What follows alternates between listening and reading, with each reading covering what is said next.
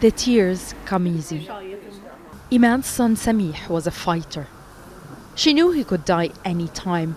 She promised him she won't cry. A promise she had to break. What was I going to do? Break his legs to stay home? What future awaits them? Many of his friends were killed by Israeli forces. Now, he followed in their footsteps. Just before the Israeli assault on Jenin in the occupied West Bank, she messaged Samih so he can come home.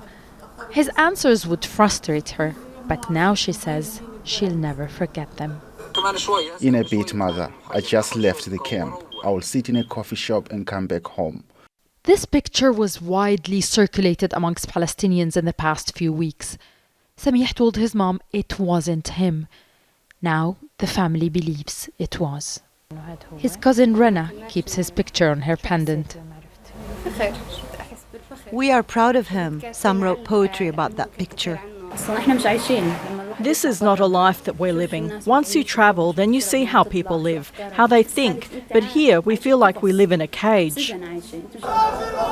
Samih is one of 12 Palestinians killed by Israeli forces during the 2-day military operation, the longest in 20 years. Israeli forces have killed more than 100 Palestinians from Jenin since last year.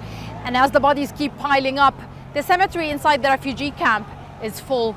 So people here have set up a new place to bury the victims of Israel's most recent assault.